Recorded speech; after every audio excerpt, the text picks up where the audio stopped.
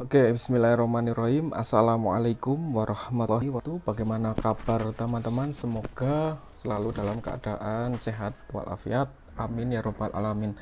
Oke, pada kesempatan hari ini Bapak akan menjelaskan materi yang ke-11 ya.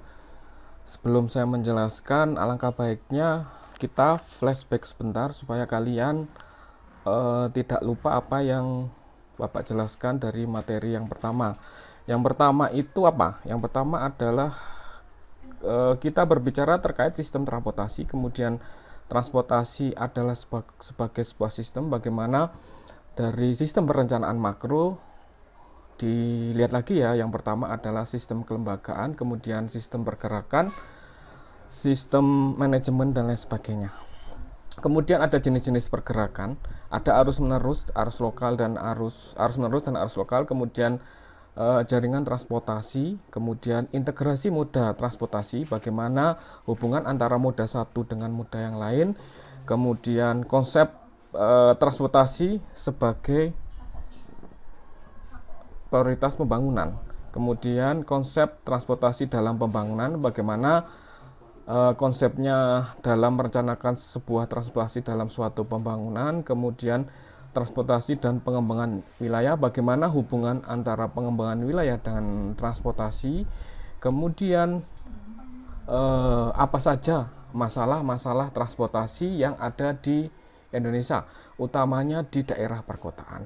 Nah, pada pertemuan kali ini kita akan membahas terkait manajemen transportasi. Apa saja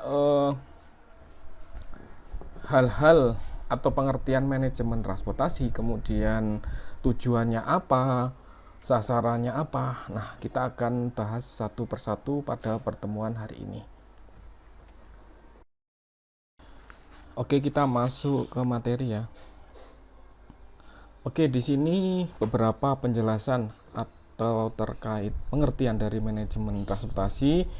Mungkin silahkan kalian mengambil mana yang lebih mudah untuk menjelaskan atau memahami. Di sini saya mengambil pengertian dari Kisti dan Lol, di mana pengertian manajemen transportasi di sini adalah sebuah proses perencanaan dan pengoperasian sistem transportasi ke arah peningkatan akses dan mobilitas arus kendaraan, barang dan orang yang maksimal dengan menghemat sumber keuangan dan energi sehingga menjaga mutu lingkungan dan kehidupan. Nah, ini pengertian dari Kisti dan Hall. Kemudian ada juga pengertian dari Dinas Perhubungan tahun 1990 bahwa di sini manajemen itu merupakan pengelolaan dan pengendalian arus lalu lintas dengan melakukan optimasi. Jadi di mana kita memberikan optimalisasi terhadap penggunaan prasarana yang ada untuk memberikan kemudahan kepada lalu lintas secara efektif dan efisien dalam penggunaannya jalan serta mempelajari sistem pergerakan. Jadi kalau kita berbicara manajemen transportasi, bagaimana kita melihat permasalahan di suatu perkotaan itu memberikan optimal. Jadi ketika volume lalu lintas itu meningkat, bagaimana sistem manajemen dari kapasitas jalan itu bisa kita maksimalkan. Sehingga apa? Sehingga ketika waktu jam puncak, kemudian atau ketika waktu volume lalu lintas atau H-nya itu meningkat, bisa dioptimalisasikan. Kemudian secara sederhana pengertiannya adalah konsep untuk memaksimalkan mobilitas pergerakan. Nah, di sini kalau minggu lalu kita sudah membahas 4 sistem, ada sistem pergerakan. Di situ bagaimana orang berpindah dari suatu ke tempat lain itu akan menimbulkan mobilitas atau pergerakan. Nah, mobilitas atau pergerakan ini bagaimana supaya tidak terjadi penumpukan volume lalu lintas di jalan, seperti itu. Kemudian ada beberapa komponen dalam manajemen sistem transportasi. Contoh tindakan yang dapat diterapkan, misalnya tindakan langsung yang pertama adalah meningkatkan efisiensi penggunaan ruang jalan raya. Jadi kebanyakan permasalahan perkotaan itu timbul dari peningkatan volume lalu lintas. Kemudian yang kedua adalah mengurangi penggunaan kendaraan pribadi dalam kawasan kemacetan tinggi. Kemudian meningkatkan pelayanan angkutan umum dan meningkatkan efisiensi penggunaan angkutan umum. Jadi bagaimana orang itu dapat berpindah dari kendaraan pribadi ke angkutan. Kalau lebih detail nanti kalian bisa bertemu saya di mata perkuliahan perancangan angkutan umum. Di sana bagaimana kita merencanakan dan merancang angkutan umum itu yang efektif, efisien, kemudian ramah lingkungan, aman, nyaman, dan terintegrasi. Seperti itu. Kemudian menurut Orsky dalam manajemen kebutuhan perjalanan, yaitu cara untuk mempengaruhi perilaku para pelaku perjalanan dengan tujuan untuk mengurangi besarnya kebutuhan akan perjalanan atau menyebarkan jumlah arus perjalanan dalam ruang dan waktu. Jadi bagaimana ketika volume lalu lintas pada perkotaan itu meningkat, kita bisa, misalnya kalau kita berbicara manajemen, bagaimana bisa menyebarkan atau mengurangi besarnya kebutuhan akan perjalanan itu. Secara sederhana, manajemen kebutuhan perjalanan adalah kita melakukan pengolahan atau pengaturan.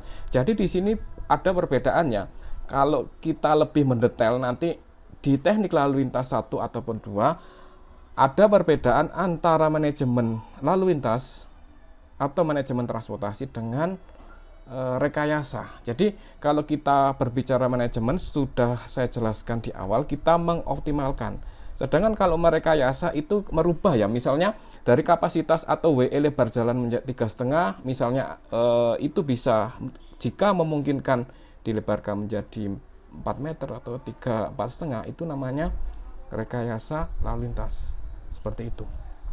Kemudian di sini ada beberapa tujuan ya. Jadi tujuan dari manajemen lalu lintas itu yang pertama adalah mendapatkan tingkat efisiensi dari pergerakan lalu lintas secara komprehensif atau menyeluruh. Yang kedua yaitu meningkatkan tingkat keselamatan dari pengguna yang dapat diterima oleh semua pihak.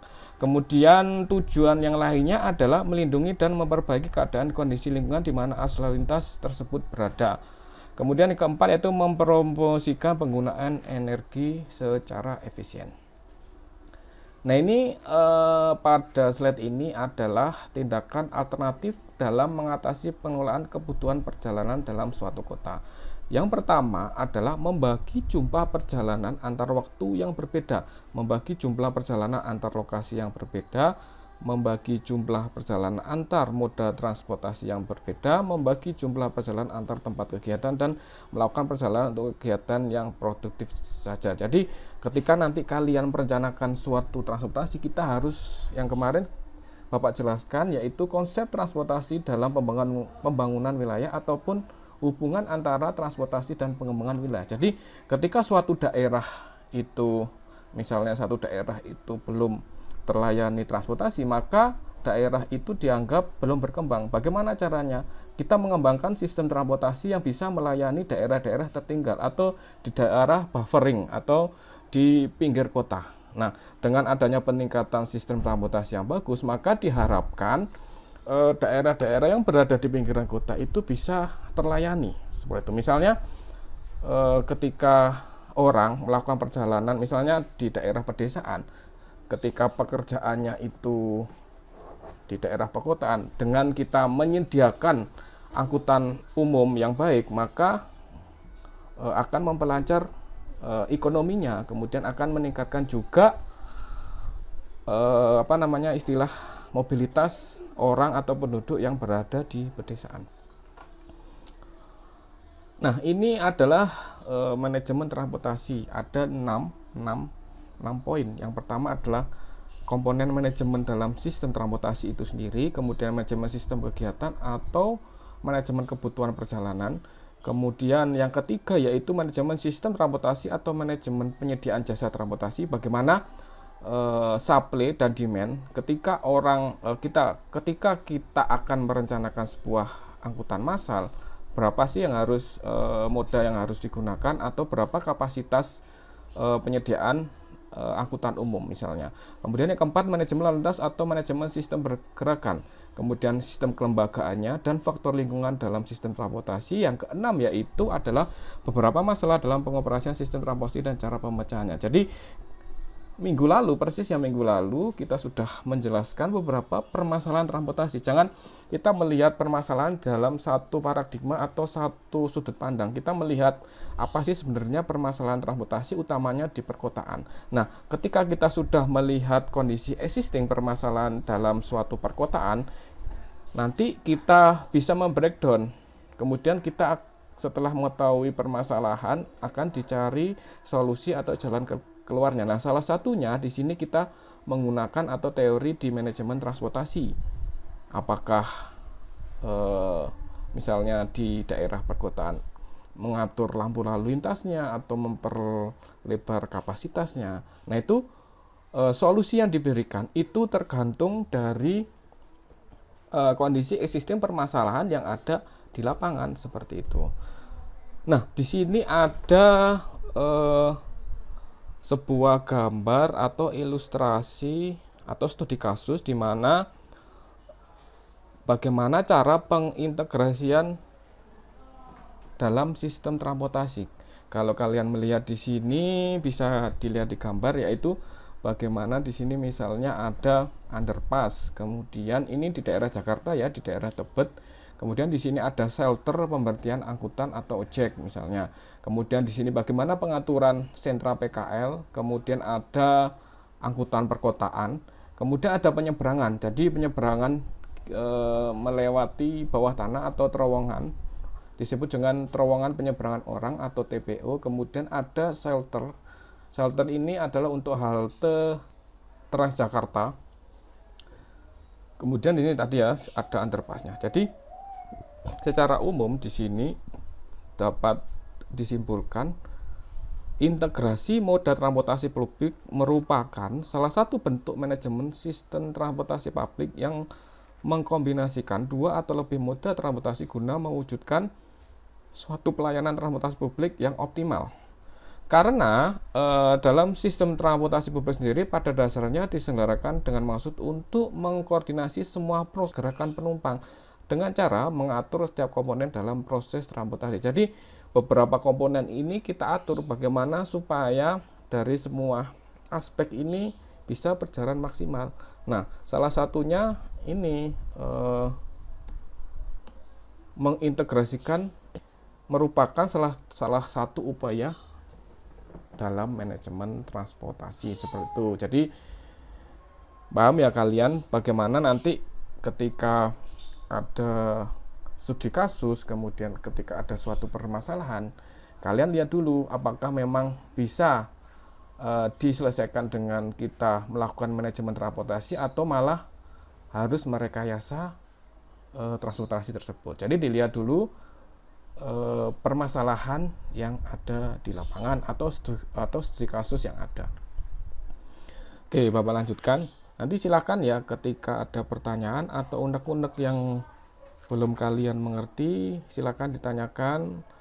Sudah Bapak sediakan ada grup untuk kita berdiskusi, kemudian di Google Classroom ataupun di kolom video.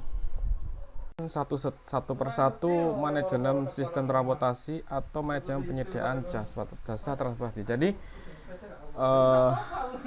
maksud di sini adalah bagaimana pengelola harus mengupayakan agar pengadaan semua komponen sistem transportasi dari seluruh bentuk moda dalam tatanan sistem transportasi itu berimbang dengan besaran estimasi jumlah kebutuhan perjalanan yang terjadi pada jangka waktu tertentu. Jadi di sini bagaimana sebuah atau pengelola itu harus mengestimasi berapa jumlah kebutuhan dari komponen dari bentuk permintaan dari masyarakat, berapa jumlahnya, kemudian sehingga nanti di dalam suatu tatanan sistem transportasi itu berimbang dengan besaran estimasi jumlah kebutuhan perjalanan. Nah, seperti itu. Kemudian menurut Salim, dalam bukunya Salim 2004, mengelola pengadaan semua komponen dalam sistem transportasi untuk seluruh bentuk moda transportasi dapat dilakukan dengan teknik pengukuran kinerja. Ya, jadi ada beberapa variabel Contohnya misalnya ketika kapasitas seluruh komponen sistem transportasi dalam menampung objek yang diangkut. Contohnya kapasitas angkut barang, kapasitas terminal, kapasitas jalan raya dalam mengalirkan arus lintas dan seterusnya. Kemudian yang kedua adalah kondisi teknis seluruh komponen sistem transportasi yang layak pakai ataupun tidak layak, yang baru, rusak ataupun yang berteknologi tinggi. Misalnya pada kendaraan baru, kemudian pesawat terbang, jalan rusak, terminal yang tidak layak, kereta api dengan integrasi dengan peralatan otomatis. Kemudian peralatan penunjang yang cukup untuk mendukung kelancaran operasional sistem transportasi. Contohnya misalnya pelabuhan laut yang memiliki alat bongkar muat yang cukup, bandara yang memiliki sistem pemantauan lengkap dan seterusnya. Kemudian kualitas personel, ini dari sumber daya manusianya itu sendiri. Bagaimana mengelola dan menyediakannya. Misalnya stasiun kereta api dioperasikan oleh puluhan tenaga yang terampil. Jadi bagaimana memberikan kursus atau memberikan keterampilan kepada sumber daya manusia itu sendiri.